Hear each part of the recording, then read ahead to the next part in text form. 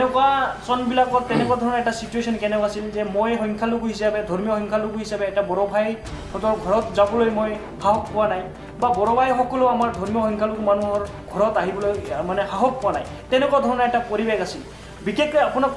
মই কোকৰাঝাৰ টাউনটোৰ কথা কৈছোঁ কোকৰাঝাৰ চহৰত এটা সময় এনেকুৱা আছিল যে হেলমেট যদি পৰিধান কৰি গৈছে হেলমেটটো গ'লে মানে ফাইন লৈছে পৰিধান কৰিলে ফাইন লৈছে যিটো উল্টা যিহেতু আমি আগতে কেনেকুৱা আছিল যে আমি বাকী জিলাবিলাকত হেলমেট যদি পৰিধান নকৰে তেনেহ'লে ফাইন লয় কিন্তু কোকৰাঝাৰত এনেকুৱা এটা সময় আছিল যদি কোনোবাই হেলমেট পৰিধান কৰি গৈছে তেনেহ'লে ফাইন লৈছে তেনেকুৱা ধৰণৰ পৰিৱেশ আছিল এই কোকৰাঝাৰ চহৰত আজি চাওক সেইটো পৰিৱেশ নাই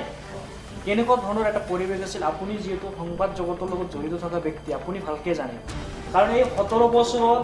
কোনো এজন মানুহ শান্তিভাৱে বসবাস কৰিব পৰা নাই কাৰণ আপোনালোকে যি সংবাদ মাধ্যমত থকা ব্যক্তিসকল এই সংবাদ মাধ্যম গোষ্ঠীও মানে মুকলিভাৱে বাতৰি পৰিৱেশন কৰিব পৰা নাই এই বিটিআৰ অঞ্চলত আপোনালোকে এনেকুৱা এটা সময় আছিল য'ত বাতৰি আপোনালোকে এটা কৰিব দুৰ্নীতিৰ এটা বাতৰি কৰিব সেই বাতৰিটো আপোনালোকে কৰিব পৰা নাই তেনেকুৱা ধৰণৰ এটা পৰিৱেশ আজিৰ তাৰিখত সেই পৰিৱেশটো নাই আপোনালোকে এজন ছাত্ৰ নেতা আছিলে আগৰ বাৰত হয় ছাত্ৰ নেতা কি কাৰণত আপোনালোকে এই ৰাজনীতিত আহিব লগা হ'ল বা কি কাৰণত আহিছে আপোনালোকে মই আপোনাক ক'ব কাৰণে অনুৰোধ কৰিলোঁ হয় প্ৰথমতে বৰ'ন ৰাধাৱক আমাক ইয়াত আমন্ত্ৰণ কৰাৰ কাৰণে ধন্যবাদ জ্ঞাপন কৰিছোঁ আচলতে আপুনি যিটো কথা কৈছে যে এটা সময়ত আমি ছাত্ৰ সংগঠনৰ লগত জড়িত আছিলোঁ আৰু বৰ্তমান ৰাজনৈতিক দলৰ লগত জড়িত চাওক ছাত্ৰ সংগঠন এটা সময় থাকে আৰু ছাত্ৰ সংগঠন কৰাৰ সময়ত সামাজিকভাৱে আমাৰ সমাজৰ লগত দায়বদ্ধতাভাৱে আমি আচলতে কাম কৰি আছিলোঁ তো এটা যেতিয়া সময়টো উকলি যায় তেতিয়া হয়তো বিভিন্ন চিন্তাধাৰাবিলাক চেঞ্জ হৈ থাকে আৰু সেইকাৰণে আজি ৰাজনৈতিক দলত আজি হয়তো মই নিজে আচলতে ৰাজনৈতিক দলটোত মই জইন কৰিছোঁ বিশেষকৈ ইউপিপিএল দলত মোৰ বেছি দিন হোৱা নাই 1 বছৰ পাৰ হ'ল আৰু মই এইটো কাৰণত আহিছোঁ যে আচলতে যিটো কাম হয়তো মই কিছুমান ছাত্ৰ সংগঠনত কামখিনি কৰিব পৰা নাই এই কামটো যাতে আমি এতিয়া এই ৰাজনৈতিক দলত কৰিব পাৰোঁ সেই হেতুকে আচলতে আমি ৰাজনৈতিক দলত আহিছোঁ আৰু ৰাজনৈতিক দলত অকল এইটোৱে নহয় যে আহি টিকেট ল'ম বা নিৰ্বাচন খেলিম সেইটোৱে আচলতে মোৰ ব্যক্তিগত কথা কৈছোঁ যে মোৰ সেইটোৱে এম্বিশ্যন বা আশাটো নহয় মই ভাবিছোঁ এই দলটোত থকাৰ লগত যাতে আৰু ইয়াতে এইটো কথাও আপুনি এতিয়া ক'ব পাৰে যে মই আকৌ ইউপিপিএলত কিয় আহিলোঁ ইউপিপিএলটো অহাত মোৰ আচলতে মই বিশেষকৈ এই বিটিচি অঞ্চলত দুটাই ৰাজনৈতিক দল ক'ব লাগিব সেই দুটাৰ ভিতৰত আপুনি বিপিএফ আৰু আপোনাৰ ইউপিপিএল এতিয়া মই আচলতে ইউপিপিএলটো চুজ কৰিলোঁ কাৰণ ইউপিপিএলটো আজিৰ তাৰিখত ইমান এটা শক্তিশালী দল আৰু ইউপিপিএলটোত সকলো জাতি জনগোষ্ঠী লৈ গঠন কৰা এটা দল আৰু এই দলটোত যি প্ৰধানজনেও আচলতে এটা ডাইনেমিক লিডাৰ আৰু প্ৰমোদ বড়ো ডাঙৰীয়াৰ নেতৃত্বাধীন যি চৰকাৰ চলি আছে বা দলটো চলি আছে এই দলটো আচলতে ক'ব লাগিব যে অসমৰ ভিতৰত এটা যি ৰাজনৈতিক দল আছে এটা আঞ্চলিক ৰাজনৈতিক দল আছে সেই দলটোৱে হ'ল শক্তিশালী দল হ'ল আপোনাৰ ইউপিপিএল দল আগৰ দিনত যোৱা দিনবোৰত বড়ো অনাবড়োৰ যিখিনি সংঘাত হৈছিলে এতিয়া বৰ্তমান প্ৰমোদ বড়ো চৰকাৰৰ পিছতো বড়ো অনাবড়ো এনেকৈ সৃষ্টি দেখা পোৱা নাযায় এই বিষয়ত আপুনি কি ক'ব নাই আচলতে চাওক যে 17 বছৰ শাসনকাল চলালে 17 বছৰ শাসনকালত আচলতে এই বিটিআৰ অঞ্চলত কেনেকুৱা ধৰণৰ এটা পৰিৱেশ আছিল আপুনি যিহেতু সংবাদ জগতৰ লগত জড়িত থকা ব্যক্তি আপুনি ভালকৈ জানে কাৰণ এই 17 বছৰত কোনো এজন মানুহ শান্তিভাৱে বসবাস কৰিব পৰা নাই কাৰণ আপোনালোকে যি সংবাদ মাধ্যমত থকা ব্যক্তিসকল এই সংবাদ মাধ্যম গোষ্ঠীও মানে মুকলিভাৱে বাতৰি পৰিৱেশন কৰিব পৰা নাই এই বিটিআৰ অঞ্চলত আপোনালোকে এনেকুৱা এটা সময় আছিল য'ত বাতৰি আপোনালোকে এটা কৰিব দুৰ্নীতিৰ এটা বাতৰি কৰিব সেই বাতৰিটো আপোনালোকে কৰিব পৰা নাই তেনেকুৱা ধৰণৰ এটা পৰিৱেশ আছে আজিৰ তাৰিখত সেই পৰিৱেশটো নাই যোৱা দিনবোৰত যোৱা 17 বছৰ কালত চাওক এই যি বিটিআৰ অঞ্চলত বিশেষকৈ আমাৰ যি এটা সাম্প্ৰদায়িক মানে এটা সংঘৰ্ষ লগাই দিছিল 2014, 2008, 2012 তেনেকুৱা চনবিলাকত তেনেকুৱা ধৰণৰ এটা চিটুৱেশ্যন কেনেকুৱা আছিল যে মই সংখ্যালঘু হিচাপে ধৰ্মীয় সংখ্যালঘু হিচাপে এটা বড়ো ভাইহঁতৰ ঘৰত যাবলৈ মই সাহস পোৱা নাই বা বড়ো ভাইসকলেও আমাৰ ধৰ্মীয় সংখ্যালঘু মানুহৰ ঘৰত আহিবলৈ মানে সাহস পোৱা নাই তেনেকুৱা ধৰণৰ এটা পৰিৱেশ আছিল বিশেষকৈ আপোনাৰ কোকৰাঝাৰ মই কোকৰাঝাৰ টাউনটোৰ কথা কৈছোঁ কোকৰাঝাৰ চহৰত এটা সময় এনেকুৱা আছিল যে হেলমেট যদি পৰিধান কৰি গৈছে হেলমেটটো গ'লে মানে ফাইন লৈছে পৰিধান কৰিলে ফাইন লৈছে যিটো উল্টা যিহেতু আমি আগতে কেনেকুৱা আছিল যে আমি বাকী জিলাবিলাকত হেলমেট যদি পৰিধান নকৰে তেনেহ'লে ফাইন লয় কিন্তু কোকৰাঝাৰত এনেকুৱা এটা সময় আছিল যদি কোনোবাই হেলমেট পৰিধান কৰি গৈছে তেনেহ'লে ফাইন লৈছে তেনেকুৱা ধৰণৰ পৰিৱেশ আছিল এই কোকৰাঝাৰ চহৰত আজি চাওক সেইটো পৰিৱেশ নাই কোকৰাঝাৰ চহৰত আজি 5 বজাৰ লগে লগে দোকান পোহৰ বন্ধ কোনো ধৰণৰ খোলা নাছিলে তেনেকুৱা ধৰণৰ পৰিৱেশ নাই আজিৰ তাৰিখত সকলো জাতি জনগোষ্ঠী মুকলিভাৱে আহিছে আজিৰ তাৰিখত সকলো জাতি জনগোষ্ঠীক লৈ আজি 36টা জাতি জনগোষ্ঠীক লৈ ভীষণ ডকুমেণ্ট বনাইছে 36টা তো 36টা জনগোষ্ঠীক লৈ যে এটা ভীষণ ডকুমেণ্ট বনাইছে সেইটো কাৰ ইয়ত হৈছে এইটো আমাৰ প্ৰমোদ বড়ো ডাঙৰীয়াৰ নেতৃত্বত হৈছে আৰু প্ৰমোদ বড়ো ডাঙৰীয়া এনেকুৱা এজন নেতা আসলে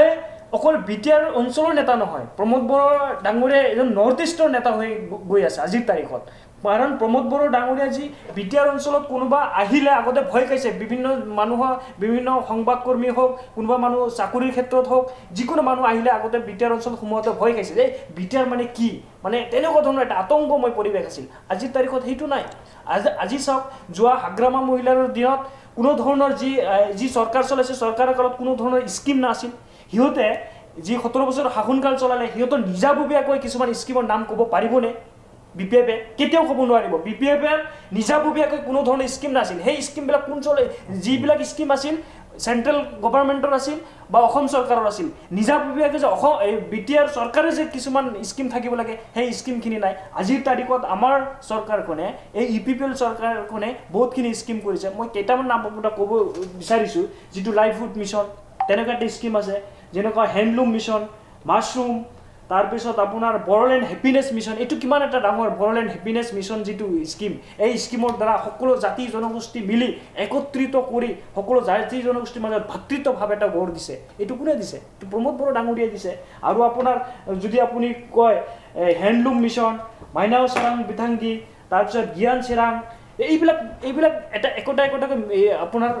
এইবিলাক আঁচনি এটা নাম দিছে আৰু এই আঁচনিবিলাক লৈ আজি প্ৰমোদ বড়ো ডাঙৰীয়াই কাম কৰি আছে আৰু শীত মিছন তাৰপিছত বৰ'ন গ্ৰীণ মিছন এনেকুৱা বহুতখিনি যিবিলাক স্কিম আচলতে চৰকাৰখনে বনাইছে আৰু এই চৰকাৰখনে এটা আদৰ্শগত যে বিটিআৰত যি এইটো বৰ্তমান যি চৰকাৰ চলি আছে এটা আদৰ্শগত এটা চৰকাৰ আৰু এই চৰকাৰে আপুনি আজিৰ তাৰিখত যোৱা যদি হাগ্ৰামা মহিলাৰ চৰকাৰটোত আপুনি সেই 17 বছৰত কি কাম কৰিছে কি কাম কৰা নাই সেইটো যদি আপুনি লিষ্ট বিচাৰে সেইটো লিষ্ট দিব নোৱাৰিব কিন্তু আজিৰ তাৰিখত আমাৰ চৰকাৰে যিটো চলাই আছে সেইটো আপুনি পুংকু একেবাৰে যিখিনি আছে গোটেইখিনি ডাটা আপোনালোকে পাই যাব কম্পিউটাৰত আপোনালোকে মাৰিলে নেটত মাৰিলে গোটেইখিনি ডাটা আপোনালোকে পাই যাব সেই ডাটাবেছটো সিহঁতে কৰা নাই সিহঁতে অকল দুৰ্নীতি কৰিছে হাগ্ৰামা মহিলাক খালি দুৰ্নীতি কৰিছে অগাধ সম্পত্তি কৰ দিছে যিসকল ইএম আছিল জিএম আছিল সেইসকল খালি সম্পত্তি বনাইছে সম্পত্তিৰ বাহিৰে বাকী একো চিন্তা কৰা নাই কিন্তু আমাৰ চৰকাৰখনে সেইটো কৰা নাই আমাৰ চৰকাৰ প্ৰমোদ বড়ো ডাঙৰীয়া জনসাধাৰণৰ লগত থাকে ৰাইজৰ লগত থাকে ৰাইজৰ কথা চিন্তা কৰে ৰাইজৰ কথা ভাবে আৰু ৰাইজক লৈ মানে যাব বিচাৰিছে সেইকাৰণে মই ভাবোঁ যে আজিৰ তাৰিখত এই শান্তিময় যি পৰিৱেশ এই শান্তিময় পৰিৱেশটো কাৰো দ্বাৰাই হোৱা নাই এইটো একমাত্ৰ প্ৰমোদ বড়ো ডাঙৰীয়াৰ দ্বাৰাই হৈছে আৰু সেইকাৰণে মই ভাবোঁ যে বিটিআৰ অঞ্চলত যি অপশাসন আছিল এই 4 বছৰ বা 4.5 বছৰত সেই অপশাসনটো যে ধ্বংস কৰিছে সেইটোৰ মূল হৈছে আমাৰ প্ৰমোদ বড়ো ডাঙৰীয়া মই সেইটোৱে কথাই আচলতে ক'ব বিচাৰিছোঁ আপোনাক ধন্যবাদ থাকিল আপোনাৰ ওচৰত আহিছোঁ মই নিৰ্বাচনৰ বতৰ আহিছে বহুতে বহুত কথা কয় এই মুহূৰ্তত দুদিনমান আগত আমি দেখা পাইছোঁ যে হাগ্ৰামা মহিলাৰী যে নেতৃত্বত বিপিএফ দল আৰু জিএছপি নৱ হীৰাখৰণীয়া মিত্ৰজোঁট মানে এলায়েন্সত ইলেকশ্যন খেলিব বুলি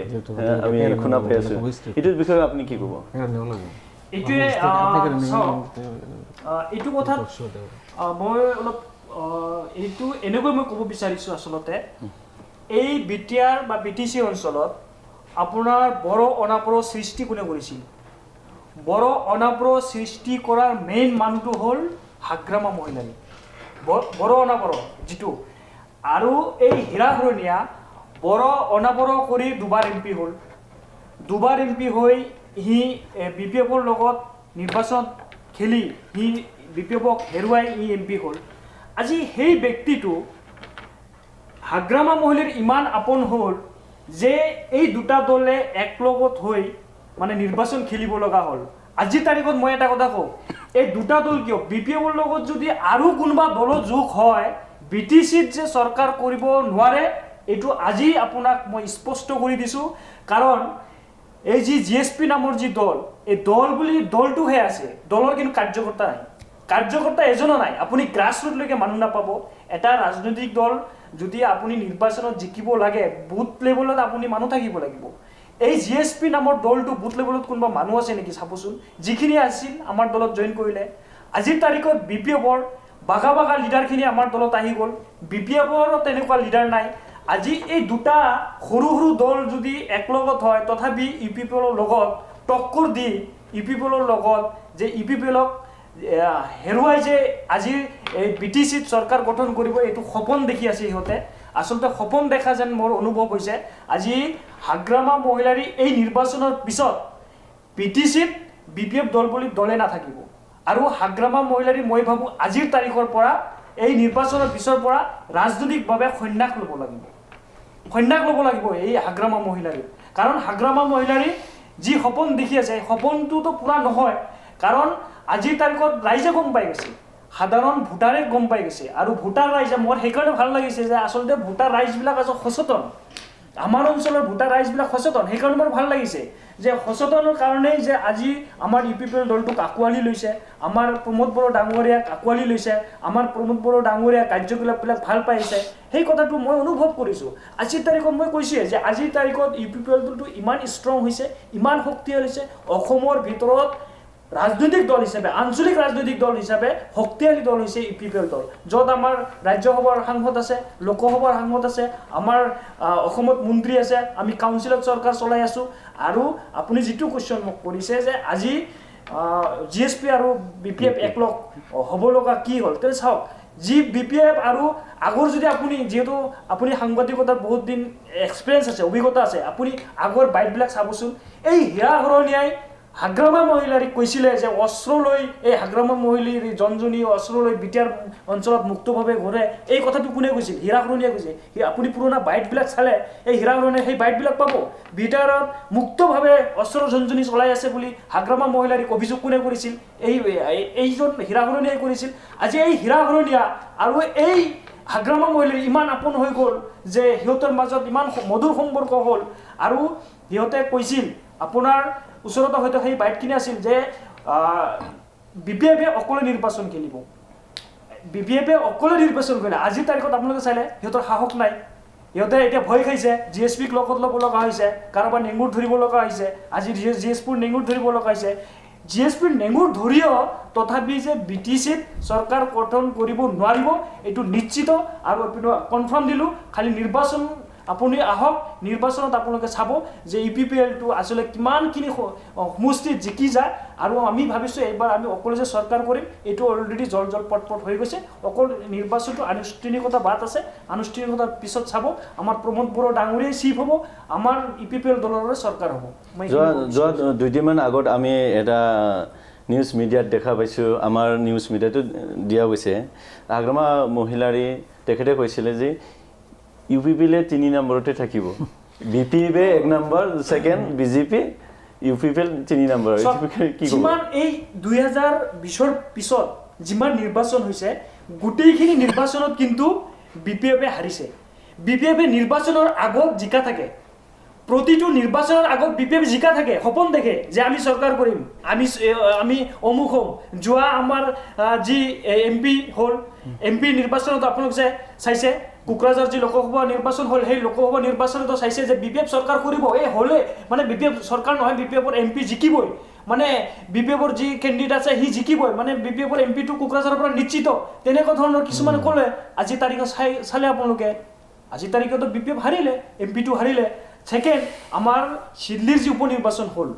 চিডলিৰ যি বিধায়কৰ উপনিৰ্বাচন হ'ল সেই উপনিৰ্বাচনৰ আগতো এই বিপিএফ বোলে জয়ী হয় বিপিএফে মানে তাতে উপনিৰ্বাচনত চিডলি সমষ্টিত জয়ী হ'ব নিৰ্বাচনত কি ৰিজাল্টটো আহিল কি হ'ল এটা হাৰি গ'ল মই কৈছোঁ নহয় নিৰ্বাচনৰ আগত সিহঁতৰ সপোন দেখে জয়ী বুলি, কিন্তু নিৰ্বাচনটো শেষ হোৱাৰ পিছত সিহঁতে যে হাৰি যায় তেতিয়াহে গম পোৱা যায়। এইটো সপোন দেখা ভাল, সপোন চাই থাকক। ময়ো ভাবোঁ যে হাগ্ৰামা মহিলাৰী ডাঙৰীয়া সপোনটো চাই থাকক, বা হাগ্ৰামা দলৰ লগত থকা জড়িত ব্যক্তিসকল বা BPFৰ যি নেতা কৰ্মী আছে সপোন চাই থাকক। আপুনি যি 17 বছৰ শাসনকাল চলাইছে, ৰাইজে অতিষ্ঠ হৈছে। ৰাইজে আৰু আপোনালোকক গদিত বহিব নিদিয়ে, এইটো আপোনালোকে খাটাক। আৰু ৰাইজে আপোনালোকৰ যি 17 বছৰ শাসনকালৰ যি অপকৰ্ম, সেই অপকৰ্মৰ ফল ভুগি আছে। আচলতে এটা কথা কোৱা শুনে যে পাপ কৰিলে আপোনাৰ সেই ফলটো ভুগিব লাগে। এই হাগ্ৰামা মহিলাৰী ডাঙৰীয়াই ইমান দিন এই 17 বছৰ পাপ কৰিছিল, এই পাপৰ ফল এতিয়া ভুগি আছে। মই এইটো কথাই ক'ম যে হাগ্ৰামা মহিলাৰী এইটো পাপৰ ফলটো ভুগি আছে। আচলতে মাইনৰিটি হিচাপে আপোনালোকে যিখিনি ছাত্ৰ সংগঠনৰ নেতা আছিলে, এতিয়া পলিটিকেলত আহিলে, এতিয়া লাষ্ট পলিটিকেল ডিচিশ্যনটো কি আপোনালোকৰ? চাওক, মই প্ৰথমতে আপোনাক কৈছোঁ যে ছাত্ৰ সংগঠনৰ এটা সময়সীমা থাকে, আৰু সেইটো সময়লৈকে আচলতে আমি ছাত্ৰ সংগঠন কৰিব পাৰোঁ। আৰু চাওক, ৰাজনৈতিকভাৱেও আমি কিছুমান কাম কৰিব পাৰোঁ। কিছুমান কাম, যিটো কাম আমি ছাত্ৰ সংগঠন কৰিব নোৱাৰোঁ, কিন্তু এইটো কাম কিছু আমি ৰাজনৈতিক দলত আহি কৰিব পাৰোঁ। আৰু আমাৰ যোনজন চিফ ডাঙৰীয়া এটা সময়ত ছাত্ৰ সংগঠনৰ সভাপতি আছিলে, তেখেতেও আজি আহি ৰাজনৈতিক দলৰ সভাপতি হৈছে, আজি BTRৰ চিফ হৈছে। আজি আহি এখেতেতো এই অঞ্চলটোৰ কাম কৰি আছে, সকলো জাতি জনগোষ্ঠীৰ কাম কৰি আছে, সকলোকে মিলাই কিন্তু এটা BTR অঞ্চলত পৰিৱেশ এটা গঢ়ি লৈছে। মই ভাবোঁ যে আমিও ৰাজনৈতিকভাৱেও কিছুমান কাম কৰিব লগা থাকে। এতিয়া মই এই যে সংখ্যালঘু হিচাপে ময়ো ক'ম যে আমাৰ সংখ্যালঘুৰ যিবিলাক সমস্যা, আচলতে আমাৰ ধৰ্মীয় সংখ্যালঘু মানুহৰ যিবিলাক সমস্যা, এই সমস্যাবিলাকো যদি আমি ৰাজনৈতিকভাৱে সমাধান কৰিব পাৰোঁ, সেইটো চিন্তা চৰ্চা লৈ আচলতে মই নিজে ৰাজনৈতিক দলত আহিছোঁ। কিছু পৰিমাণ হ'লেও যাতে ৰাজনৈতিকভাৱে আমাৰ যি জ্বলন্ত সমস্যা, এই সমস্যাবিলাক যাতে আমাৰ দলত আহি দলৰ মাজমজিয়াত আলোচনা কৰি এই সমস্যাবিলাক সমাধান কৰিব পাৰোঁ, সেইটোৱে মোৰ প্ৰধান লক্ষ্য। যে আচলতে আমাৰ সংখ্যালঘু মানুহৰ সেই সমস্যাখিনিৰ ক্ষেত্ৰত যাতে মাত মাতি গৈ বা আলোচনাৰ ক্ষেত্ৰত লৈ যাতে সমাধান কৰিব পাৰোঁ, সেইটোৱে মোৰ উদ্দেশ্য। আৰু সেইটো লৈ মই ৰাজনৈতিক দলত জইন কৰিছোঁ। আপুনি কি ক'ব লাষ্ট? হয়, শেষ মুহূৰ্তত মই সেইটোৱে আহ্বান জনাইছোঁ। আচলতে BTR-বাসী ৰাইজ সচেতন, BTR-বাসী ৰাইজ শিক্ষিত, BTR-বাসী ৰাইজ একেবাৰে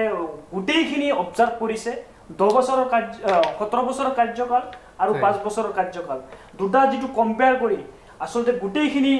এতিয়া মই কোৱা কথা নহয়, এইটো আচলতে BTR-বাসী ৰাইজেই কম্পেয়াৰ কৰিব আচলতে কোনখন চৰকাৰে আচলতে ভাল কাম কৰিলে। মোৰ এটা বিশ্বাস, মোৰ এটা আস্থা আছে যে BTR-বাসী ৰাইজে UPPL দলটোক আঁকোৱালি লৈ UPPL দলটোক ভোট দিব। আৰু শেষত মই এইটো কথা ক'ব বিচাৰিছোঁ, যে মই এজন সংখ্যালঘু দলৰ সামান্যতম কৰ্মী হিচাপে মই এটা আহ্বান জনাইছোঁ, বিশেষকৈ আমাৰ ধৰ্মীয় সংখ্যালঘু মানুহক, যে এইবাৰ কমচে কম যাতে আমাৰ UPPL দলৰ পৰা যি সংখ্যালঘু দলৰ যোনজন প্ৰাৰ্থী দিয়া হ'ব, যিজন প্ৰাৰ্থী দিয়া হ'ব, সেই প্ৰাৰ্থীসকলক যাতে জিকাই আমি আচলতে এই চৰকাৰৰ যাতে অংশীদাৰ বনাব পাৰোঁ, যাতে এই অংশীদাৰ হৈ যোনজন আমাৰ সংখ্যালঘু যোনজন নেতা, সেই চৰকাৰৰ লগত অংশীদাৰ হৈ EMA হওক বা MCLA হওক, সেই সমস্যাখিনি যাতে এই চৰকাৰৰ লগত থাকি আলোচনা কৰি যাতে সমাধান কৰিব পাৰে। সেইকাৰণে মই সংখ্যালঘু ৰাইজক মই অনুৰোধ কৰিম যে আমাৰ UPPL দলৰ পৰা যিসকল আচলতে প্ৰাৰ্থী হ'ব, সেই সকলো প্ৰাৰ্থীবিলাকক আপোনালোকে জয়ী কৰিব বুলি মই আশাবাদী। আৰু আপোনালোকৰ আশা ভৰসা থাকিল। এইখিনিয়ে মই ৰাইজক বিনম্ৰভাৱে মই অনুৰোধ জনাইছোঁ। এইখিনি কৈ মই মোৰ কথাখিনি মই সমাপ্ত কৰিব বিচাৰিছোঁ।